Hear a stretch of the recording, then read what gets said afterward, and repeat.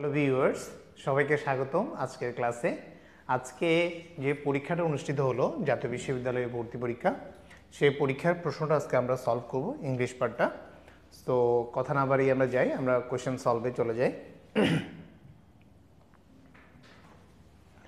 প্রথম কোয়েশ্চেন যেটা আসছে সেটা হচ্ছে বলছে কি ইউরেকা মিনস। তাহলে এখানে ইউরেকা শব্দের অর্থটা আসলে আমাদেরকে জানতে হবে। একটু দেখি ইউরেকা মানে কি দেখি। ইউরেকা এই যে ওয়ার্ডটা হচ্ছে একটা ইন্টারজেকশন। এই ওয়ার্ডটা হচ্ছে একটা ইন্টারজেকশন যেটা এক্সক্লেমেশন প্রকাশে ব্যবহৃত হয়, এখন একটু দেখি কি ধরনের এক্সক্লেমেশন আমরা একটু দেখব। ইউরেকা মানে হচ্ছে a cry of joy or surprise, when someone finds or discovers something.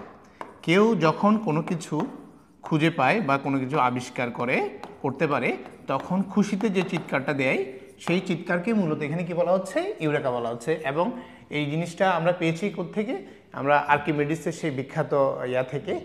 উনি ইউরেকা বলে একদম বাথরুম থেকে কাপড় চোপড় ছাড়া যে দৌড়টা দিয়েছিল, ওইখান থেকে আসলে ইউরেকা ওয়ার্ডটা আসছে।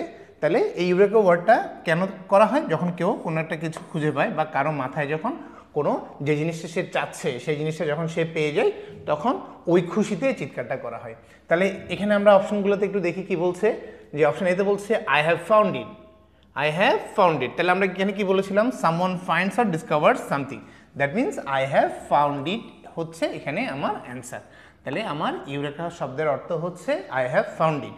এটা হচ্ছে মনে রাখতে হবে, ইউরেকা ওয়ার্ডটা হচ্ছে একটা কি ইন্টারজেকশন এবং এটা এক্সক্লেমেশন বোঝাতে ব্যবহৃত হয়। কী ধরনের এক্সক্লেমেশন এখানে আমরা বলেছি। হ্যাঁ, আচ্ছা, ওকে, আমরা পরের কোয়েশ্চেনটাতে যাই। কি বলেছে find the correct spell word. That means একটা স্পেলিং এখানে আসছে।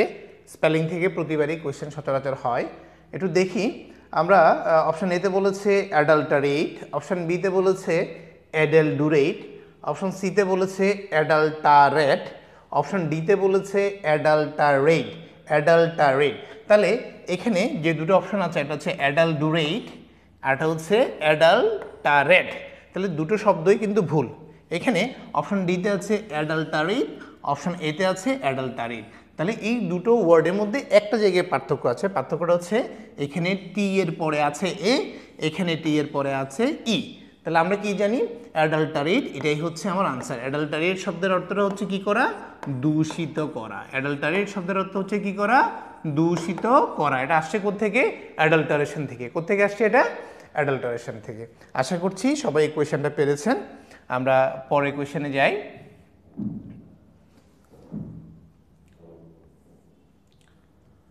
খুব মজার একটা কোয়েশ্চেন এবং খুব ফেমাস একটা কোয়েশ্চেন, যেটা বারবারই পরীক্ষায় আসে।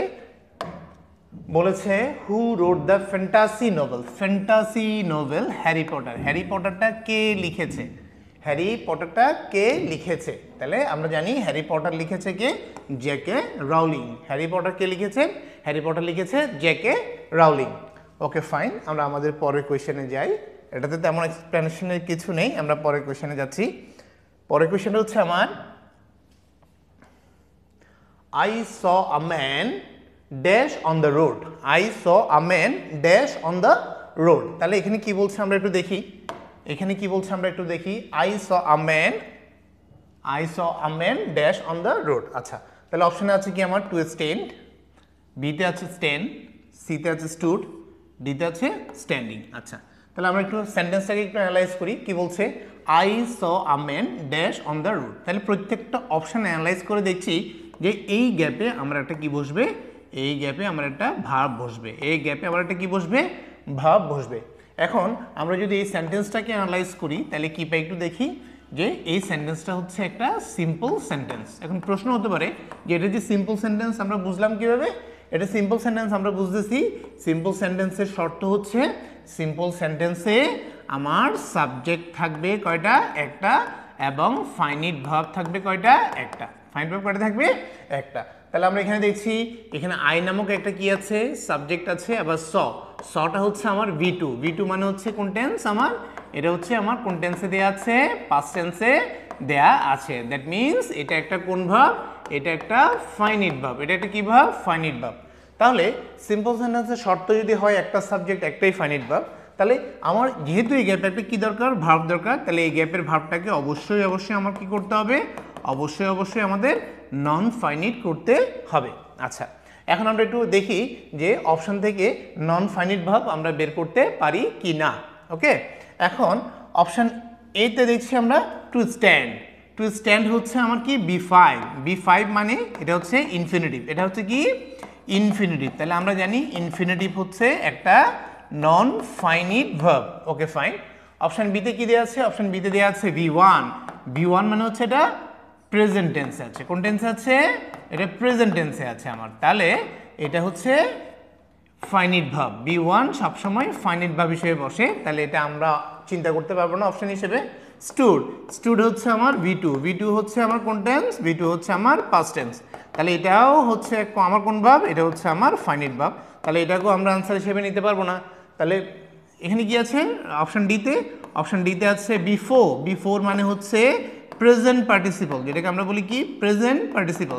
তাহলে we all know that present participle হচ্ছে একটা কি ভার্ব, নন ফাইনিট ভার্ব। তাহলে আমরা এখানে দুটো নন ফাইনিট ভার্ব পাচ্ছি। যেহেতু আমার এই গ্যাপের জন্য একটা নন ফাইনিট ভার্ব দরকার, তাহলে আমরা এখানে কি পাচ্ছি, টু স্ট্যান্ডও পাচ্ছি, আবার কি পাচ্ছি, স্ট্যান্ডিংও পাচ্ছি। তাহলে কি দুটোই অ্যান্সার হবে না, দুটো অ্যান্সার হবে না। তাহলে এখানে কি হবে আমরা একটু দেখি। এই সেন্টেন্সটাকে যদি একটু কমপ্লেক্স করে লিখি আমরা, তাহলে এভাবে হয়, দেখেন সবাই। আই স আ ম্যান, আমি একজন লোককে দেখেছিলাম, হু ওয়াজ স্ট্যান্ডিং, যে কি ছিল, দাঁড়িয়ে ছিল, who was standing on the road, যে রাস্তার উপর কি করেছিল, যে রাস্তার উপর দাঁড়িয়ে ছিল। তাহলে এটাকে যদি আমরা কমপ্লেক্স সেন্টেন্স করি, তাহলে আমরা এখানে হু ওয়াজ স্ট্যান্ডিং, হুটাকে পাচ্ছি। তাহলে আমরা কি জানি, হুটা হচ্ছে একটা কোন প্রোনাউন, হুটা হচ্ছে রিলেটিভ প্রোনাউন।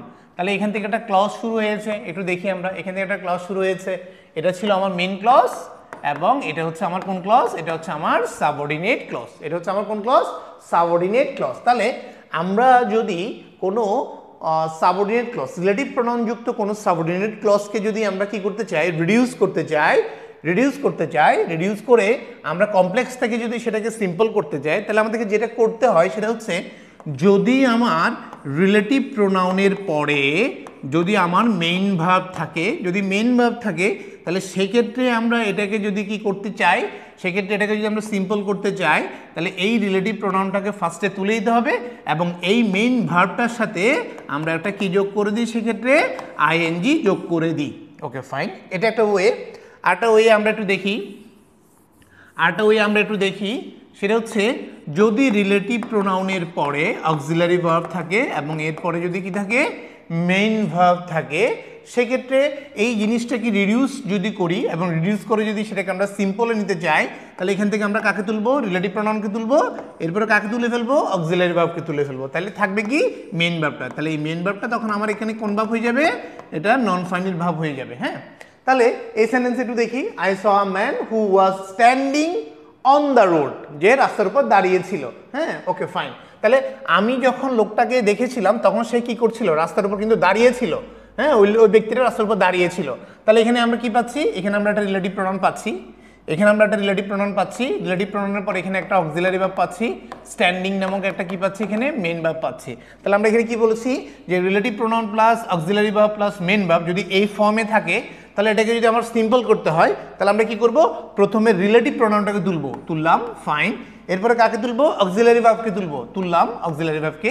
তাহলে যে পোরশনটা থেকে যাবে সেটা আমার নন ফাইনাল ভার্ব হয়ে যাবে। তাহলে এখন কি থেকে গেল, I saw a man standing on the road, I saw a man standing on the road. তাহলে এখানে কোয়েশ্চেনটার আনসার হবে আমার কি, ডি। এই কোয়েশ্চেনটার আনসার আমার কি হবে, এই কোয়েশ্চেনটার আনসার হবে ডি। আশা করি সবাই বুঝছেন। ওকে, আমরা পরের কোয়েশ্চেনে যাই। খুব মজার একটা প্রভাব, খুব পরিচিত একটা প্রভাব, আমরা সবাই প্রভাবটা পড়েছি। আচ্ছা, কি বলেছে, cut your coat according to your cloth. তার মানে আয় বুঝে ব্যয় করো, আয় বুঝে ব্যয় করো। তাহলে এখানে কি বলছে, যে ইজ এ প্রভাব দ্যাট ইমপ্লাইজ। আচ্ছা, এই জিনিসটা দ্বারা কি ইমপ্লাই করে, কি বোঝানো হয়, the coat should be made by high quality material, এটা কি বলা হচ্ছে না। আচ্ছা, বলছে কি spend as much as you wish, তোমার যা খুশি, যে পরিমাণ খুশি সে পরিমাণ তুমি ব্যয় করো। না, এটা দ্বারা এটা বোঝানো হচ্ছে না। আচ্ছা, you should spend within your means, that is the point, within your means, আপনার যতটুক সামর্থ্য, হ্যাঁ, সেই অনুযায়ী আপনাকে কি করতে হবে, স্পেন্ড করতে হবে উইদিন ইউর মিনস। ধরেন আমি 100 টাকা উপার্জন করছি, আমি তো 200 টাকা খরচ করতে পারবো না, পারবো না, এটা সম্ভব না কখনো। তাহলে আমার এই কোয়েশ্চেনের অ্যান্সারটা হচ্ছে C, you should spend within your means. Okay fine, আমরা ডি নাম্বার অপশনটা একটু দেখে নিই, যদিও আমরা আনসার পেয়ে গেছি। You should make your own clothes, না, এই জিনিসটা দ্বারা সেটা বোঝাচ্ছে না। ওকে, আশা করি সবাই বুঝছি। আমরা পরের কোয়েশ্চেনে যাই। কি বলছে, identify the tense used in the following sentence. আমার সেন্টেন্সটা কি দেওয়া আছে, কি, শি স্পিক্স ওয়েল।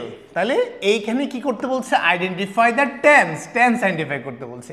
তাহলে আমরা এই প্যাটার্নটা কি দেখছি, সাবজেক্ট প্লাস, এই সেন্টেন্সের প্যাটার্নটা হচ্ছে সাবজেক্ট প্লাস ভার্বের কোন ফর্ম, ভার্বের প্রেজেন্ট ফর্ম, ভার্বে কোন ফর্ম আছে, প্রেজেন্ট ফর্ম আছে। ওকে, তাহলে আমরা নিশ্চিতভাবে বলতে পারি এটা একটা সিম্পল প্রেজেন্ট টেন্স। এটা একটা কি কোন টেন্স, সিম্পল প্রেজেন্ট টেন্স। খুবই সহজ কোয়েশ্চেন, আশা করছি সবাই পেরেছেন।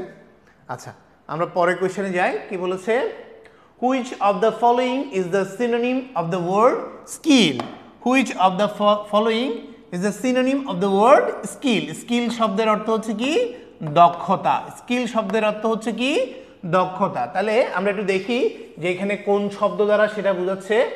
ইনকম্পিটেন্স মানে হচ্ছে অদক্ষতা, তাহলে এটা হচ্ছে উল্টো। আচ্ছা, ইনএপ্টনেস অদক্ষতা, তাহলে এটা হচ্ছে উল্টো।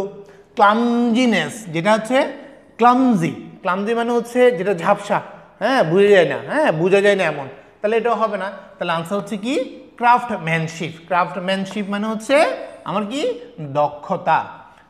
ক্রাফটম্যানশিপ মানে হচ্ছে কি, দক্ষতা। ওকে, আমরা পরের কোয়েশ্চেনে যাই। আচ্ছা, কি বলেছে, she is not a teenager anymore, সে আর টিনেজার নেই। She is not a teenager anymore, she looks dash quite now. আচ্ছা, এখানে একটা জিনিস একটু ভুল আছে, কোয়াইট শব্দটা আগে আসবে, এরপরে গ্যাপটা থাকবে, হ্যাঁ, নাওটা থাকবে পরে। ওকে, আচ্ছা, she is not a teenager. আমরা কি জানি টিনেজার মানে কি, টিনেজার মানে হচ্ছে 13 থেকে 19 ইয়ারের বয়স্ক যারা, তাদেরকে টিনেজার বলা হয়। কেন, কারণ এই যে আমরা 13, এই যে 3টা শুরু হয়েছে কোত্থেকে, 13 থেকে, এবং শেষ হয়েছে কোথায় গিয়ে, 19-এ গিয়ে। দ্যাটস ওয়াই এই বয়সের ছেলে মেয়েদেরকে কি বলা হয়, টিনেজার বলা হয়। তাহলে কি বলছে, she is not a teenager anymore, সে আর কি নেই, টিনেজার নেই। She looks quite dash now, মানে সে এখন বোঝাচ্ছে কি, সে এখন আর টিনেজার নেই, সে কি হয়ে গেছে, সে মানে এমন বোঝাচ্ছে সে ম্যাচিউর হয়ে গেছে। হ্যাঁ, তাহলে আমরা একটু অপশনে দেখি, ওভারগ্রোন, না, ওভারগ্রোন এখানের সাথে যাবে না। আউটগ্রোন হচ্ছে খুব দ্রুত বৃদ্ধি পাওয়া, ব্যাপারটা এমন না। তাহলে আনসার হবে কি, grown up. She looks quite grown up now. তাহলে এখানে গ্রোন আপ বলতে কি বোঝাচ্ছে, এখানে গ্রোন এবং আপের মাঝখানে একটা হাইফেন থাকলে জিনিসটা আরো ভালো হতো। গ্রোন আপ মানে হচ্ছে ম্যাচিউর, গ্রোন আপ মানে কি বোঝাচ্ছে, গ্রোন আপ মানে ম্যাচিউর। ওকে, আচ্ছা, তাহলে আমরা পরের কোয়েশ্চেনে যাই। আচ্ছা, আমাদের 9 নম্বর কোয়েশ্চেন কি বলছে, I have just seen your advertisement dash a Chinese book. I have just seen your advertisement. I have just seen, আমি কেবলই দেখেছি, your advertisement dash a Chinese book. তাহলে আমরা জানি কি, অ্যাডভার্টাইজমেন্ট, কি বলেছে, অ্যাডভার্টাইজমেন্ট। তাহলে আমরা জানি I have just seen your advertisement, কিসের জন্য, a Chinese book। তাহলে অ্যাডভার্টাইজমেন্টটা কিসের জন্য ছিল, a Chinese book। তাহলে কিসের জন্য, তাহলে জন্যতে আমরা কি জানি, প্রিপোজিশন হিসেবে কি বসে, প্রিপোজিশন হিসেবে বসে ফর, প্রিপোজিশন হিসেবে কি বসবে, প্রিপোজিশন হিসেবে বসবে ফর। ওকে, আচ্ছা, আমরা পরের কোশ্চেনে যাই। In Elizabeth poetry, what is the term for a 14-line poem? A 14-line poem, আচ্ছা, with a specific rhyme SIM and structure. Okay fine, তাহলে আমরা কি বলি ওই যে চতুর্দশপদী কবিতা, তাহলে এটাকে বলা হচ্ছে, এটাকে বলা হয় সনেট। এটাকে কি বলা হয়? এটাকে বলা হয় সনেট। হ্যাঁ, যেটার 14 লাইন এবং প্রত্যেকটা লাইনে কয়টা অক্ষর থাকে? 14টা অক্ষর থাকে। ওকে ফাইন, আমরা পরের কোয়েশ্চেনে যাই। খুবই ইজি কোয়েশ্চেন ছিল এটা। আচ্ছা, কি বলেছে? Number 11, supply a suitable word to fill the blank. আচ্ছা, কি বলেছে এখানে? He is strong dash to carry the burden. He is strong dash to carry the burden. এই বার্ডেন, এই বোঝাটা তোলার জন্য সে যথেষ্ট কি শক্তিশালী। এই বোঝাটা তোলার জন্য যে পরিমাণ এনার্জি, যে পরিমাণ শক্তি তার দরকার সেটা তার আছে, সেটাই বোঝাচ্ছে। আচ্ছা, এবার তাহলে একটু আমরা অপশনগুলো একটু দেখি। তাহলে আমরা কি বলছে? হি ইজ স্ট্রং মোস্ট। না, স্ট্রং মোস্ট এই ধরনের কোনো এক্সপ্রেশন হয় না ইংরেজিতে, তাহলে এটা হবে না। হি ইজ স্ট্রং অফকোর্স, এটা তো হবেই না। তারপর কি বলছে? হি ইজ স্ট্রং এনাফ। কি হবে? হি ইজ স্ট্রং এনাফ। আমরা কি জানি? এনাফের সাথে যখন আমরা অ্যাডজেক্টিভ অ্যাডভার্ব এবং নাউনকে ইউজ করি তখন আমরা দুই ধরনের রুল আমরা জানি। সেটা হচ্ছে এনাফ প্লাস কি হয়? এনাফ প্লাস নাউন হয়। নাউনের আগে কি বসে? এনাফ বসে। আরটা আমরা কি জানি? অ্যাডজেক্টিভ এবং অ্যাডভার্বের পরে কি বসে? অ্যাডজেক্টিভ এবং অ্যাডভার্বের পরে এনাফ বসে। তাহলে নাউনের আগে এনাফ, অ্যাডজেক্টিভ অ্যাডভার্বের পরে এনাফ। তাহলে অ্যান্সার হচ্ছে কি? Strong enough. ওকে, আচ্ছা, তাহলে আমরা পরের কোয়েশ্চেনে যাই। কি বলেছে? To keep one school is an idiom which means. Okay fine, to keep one school, to keep one school মানে কি? মাথা ঠান্ডা রাখা, কারো মাথা ঠান্ডা রাখা। Is an idiom which means, তাহলে এটা দ্বারা কি বোঝাচ্ছে? টু ওয়াচ কেয়ারফুলি, না এটা হবে না। টু স্টাডি টুগেদার, না এটা হবে না। টু স্টে অ্যাওয়ে ফ্রম, না এটাও হবে না। আনসার হচ্ছে টু রিমেইন কাম, কি থাকা? শান্ত থাকা। কি থাকা? শান্ত থাকা। তাহলে এটার অ্যান্সার হবে to remain calm. Okay, okay fine, আমরা পরের কোয়েশ্চেনে যাই।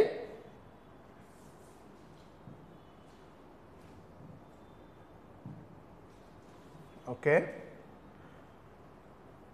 হ্যাঁ, খুবই মজার একটা কোয়েশ্চেন, খুবই মজার একটা কোয়েশ্চেন, এবং অনেকে এই কোয়েশ্চেনটাতে বিপদে পড়েছে অ্যান্সার করতে গিয়ে, কারণ অনেকে মনে করেছে যে এখানে দুইটাই অ্যান্সার হতে পারে।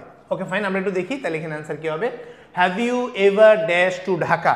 Have you ever dash to Dhaka. আচ্ছা, হ্যাভ ইউ এভার, তাহলে এখানে হ্যাভ আছে, তাহলে নিশ্চয়ই এখানে যেটাই বসবে সেটা ভিদ ফ্রি হবে। কি হবে?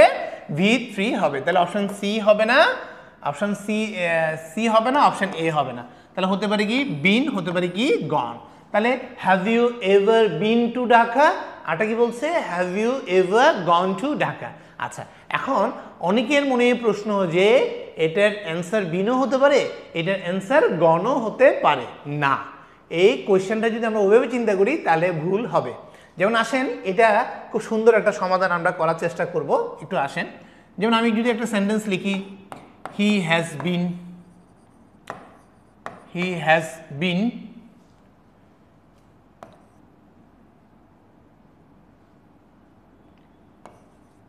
has been to Dhaka, he has been to Dhaka. ওকে, আরেকটা সেন্টেন্সে যদি আমরা বলি যে he has gone to Dhaka, তাহলে এই দুটো সেন্টেন্সের মধ্যে কিন্তু অর্থগতভাবে অনেক পার্থক্য আছে। That means he has been to Dhaka, that means এই সেন্টেন্সের মিনিংটা কি দাঁড়াচ্ছে? সেন্টেন্সের মিনিংটা দাঁড়াচ্ছে he has gone to Dhaka, stayed দেয়ার,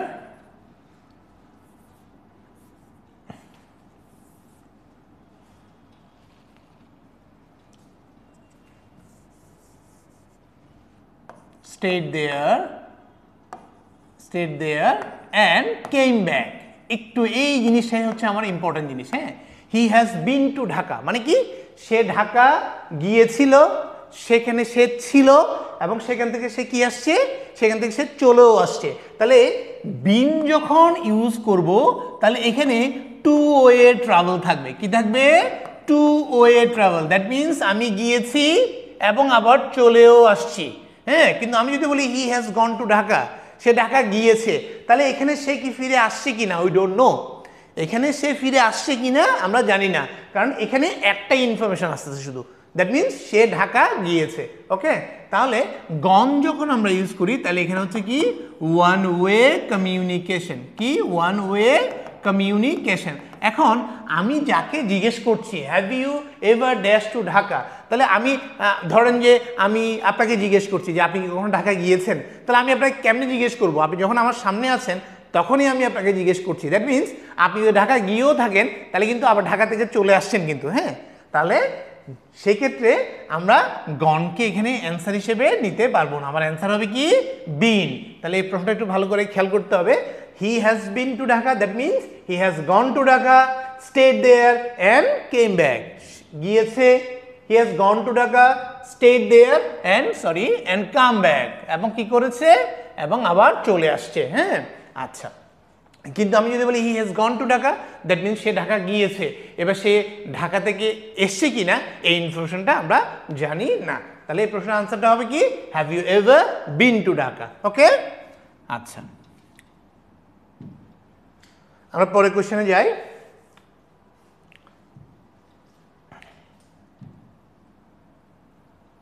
আচ্ছা, কি বলছে? Who wrote the poem the gift of the Magi, the gift of the Magi. ম্যাজাইটা হচ্ছে ম্যাগাসের প্লুরাল ফর্ম, ম্যাগাসের প্লুরাল ফর্ম হচ্ছে কি ম্যাজাই। তাহলে এটা কে লিখেছে? এটা লিখেছে ও হেনরি। এটা কে লিখেছে? এটা লিখেছে ও হেনরি। ওকে, আচ্ছা, আমরা পরের কোশ্চেনে চলে যাই। আচ্ছা, খুব সুন্দর একটা question. We study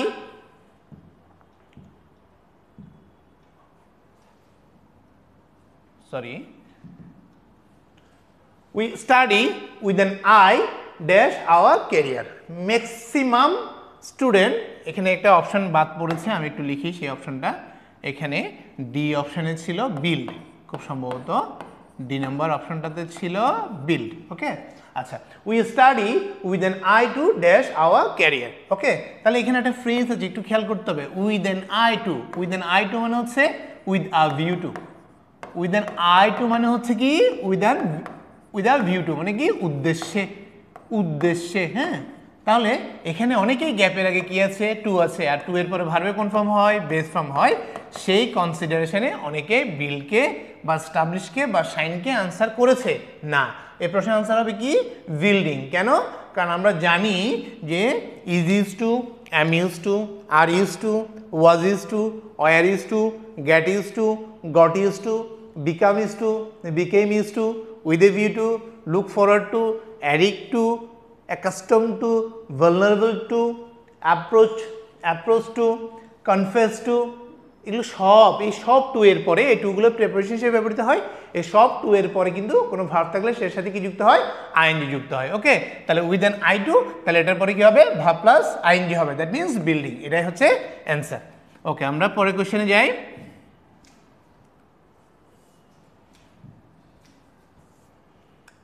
The buses are never on time.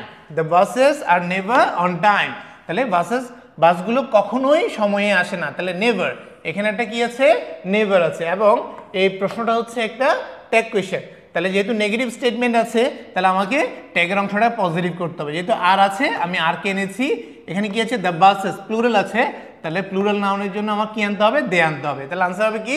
আর দে। তাহলে আর দে কোথায় আছে? অপশন এ তে। ওকে, ফাইন, খুব সহজ কোয়েশ্চেন। আমরা পরের কোয়েশ্চেনে যাই। Okay, do you know the importance dash? খুব easy question. Do you know the importance dash clean water? তাহলে উই অল নো দ্যাট ইম্পর্টেন্সের পরে, ইম্পর্টেন্সের সাথে প্রেপোজিশন হিসেবে কি হয়? অফ হয়। আর ইম্পর্টেন্ট, এই ইম্পর্টেন্সের যে অ্যাডজেক্টিভ ফর্ম ইম্পর্টেন্ট, ইম্পর্টেন্টের সাথে প্রেপোজিশন হিসেবে কি হয়? ফর হয়। ওকে, ফাইন, তাহলে অ্যান্সার হবে ইম্পর্টেন্স অফ। ওকে, আমরা পরের কোয়েশ্চেনে যাই।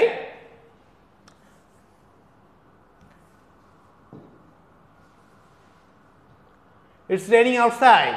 It's raining outside. You need dash umbrella. You need dash umbrella. Okay, fine. খুব চমৎকার একটা কোয়েশ্চেন। আমরা একটু দেখি এই কোয়েশ্চেনটা অ্যান্সার করার জন্য কিছু রুলস আমাদেরকে একটু জানতে হবে। নিডের সাবজেক্ট যদি অ্যানিমেট হয়, নিডের সাবজেক্ট যদি অ্যানিমেট হয়, দ্যাট মিনস যদি নিডটা ব্যক্তিবাচক সাবজেক্টকে নেয়, কাকে নেয়? ব্যক্তিবাচক সাবজেক্টকে নেয়, তাহলে এর পরে টু প্লাস ভার্বের কনফার্ম করতে হবে, বেস ফর্ম করতে হবে। কখন? যখন নিডটা মেইন ভার্ব হিসেবে বসবে। Be very very careful, need কিন্তু সেমি মডেল অক্সিলারি হতে পারে, বাট নিড যখন মেন ভার্ব হিসেবে বসবে তখন আমাদেরকে এই দুটো রুল ফলো করতে হবে। এটা হচ্ছে নিডের সাবজেক্ট যদি ব্যক্তিবাচক হয় তাহলে নিডের পরে ভার্বটা কি হবে? টু প্লাস ভার্বে কনফার্ম হবে, বেস ফর্ম হবে। আর নিডের সাবজেক্টটা যদি ইনঅ্যানিমেট হয়, দ্যাট মিনস এটা যদি বস্তুবাচক হয়, তাহলে সেক্ষেত্রে এখানে আমরা দুটো জিনিস করতে পারি। এটা হচ্ছে এখানে আমার ভার্ব প্লাস কি হতে পারে? আইএনজি হতে পারে, আরটা হচ্ছে টু বি প্লাস V3 হতে পারে। হ্যাঁ, ওকে ফাইন। তাহলে একটু এখানে দেখি, it's raining outside, you need dash umbrella. তাহলে নিডের সাবজেক্ট হচ্ছে ইউ হচ্ছে আমার অ্যানিমেট সাবজেক্ট। তাহলে অ্যানিমেট সাবজেক্ট যদি হয় তাহলে এখানে কি হবে? টু প্লাস ভার্বের বেস ফর্ম। তাহলে টু প্লাস ভার্বের বেস ফর্ম আমার কোথায় আছে? অপশন এতে আছে। তাহলে আমার অপশন এটা হচ্ছে আনসার। ওকে, আচ্ছা আমরা পরের কোশ্চেনে যাই।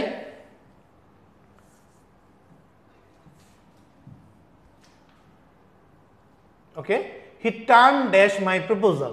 Okay, he turn dash my proposal. তাহলে এটার কি অ্যান্সার হবে? এটার অ্যান্সার হবে খুব ইজি, এটা হচ্ছে phrasal verb. He turn down my proposal. Turn down মানে হচ্ছে রিজেক্টেড। টার্ন ডাউন মিনস হচ্ছে rejected. He turn down my proposal. আর টার্ন আপ শব্দের অর্থ হচ্ছে অ্যারাইভড। টার্ন আপ শব্দের অর্থ হচ্ছে কি? অ্যারাইভ। তাহলে এখানে বলেছে কি? He turn dash my proposal, that means সে আমার প্রপোজালটা কি করেছে? প্রত্যাখ্যান করেছে। তাহলে he turn down my proposal, তাহলে আনসার হবে রিজেক্টেড। আনসার হবে কি? রিজেক্টেড। ওকে ফাইন, আমরা পরের কোয়েশ্চেনটাতে যাচ্ছি। আমাদের আজকে শেষ কোয়েশ্চেন, সেটা হচ্ছে কি? দে আর এক্সাম্পল ড্যাশ দ্য পেনাল্টি। আচ্ছা একটু বলে রাখি, এই কোয়েশ্চেনটাতে একটু ভুল আছে। এই যে ওয়ার্ডটা এক্সাম্পল, এই এক্সাম্পল ওয়ার্ডটাতে ভুল আছে। এটা আসলে হওয়া উচিত ছিল দে আর এক্সাম্পটেড। এটা হওয়া দরকার ছিল দে আর এক্সাম্পটেড। এক্সাম্পটেড মানে হচ্ছে মুক্তি দেয়া। এক্সাম্পটেড মানে হচ্ছে কি? এক্সাম মানে হচ্ছে কি করা? মুক্তি দেয়া। তাহলে দে আর এক্সাম্পটেড, তাদেরকে মুক্ত করা হয়েছিল, মুক্তি দেয়া হয়েছিল কি থেকে? From the penalty. তাহলে আনসার হওয়ার কথা ছিল ফ্রম, যদি এখানে কি থাকতো? এক্সাম্পটেড থাকতো। তাহলে এখানে এক্সাম্পল ওয়ার্ডটা ভুলে আসছে, তো এই কোয়েশ্চেনটাতে একটু ভুল আছে। এখন জানি না এই কোয়েশ্চেনটার অ্যান্সারটা আসলে কিভাবে নেয় প্রশ্নকর্তারা, বাট এই কোয়েশ্চেনটা হওয়ার কথা ছিল এক্সাম্পটেড। ওকে, আর এক্সাম্পটেড যদি হয় তাহলে তখন আনসারটা হবে কি? ফ্রম। তো আশা করছি সবার পরীক্ষা অনেক ভালো হয়েছে, সবার জন্য শুভকামনা। এবং আমার চ্যানেলে চোখ রাখার জন্য সবাইকে রিকোয়েস্ট করব, এবং আমার চ্যানেলটা সাবস্ক্রাইব করার জন্য রিকোয়েস্ট করব। নতুন নতুন এবং ইংরেজির মজার মজার ভিডিও পাওয়ার জন্য আমার সাথে থাকবেন। ধন্যবাদ সবাইকে।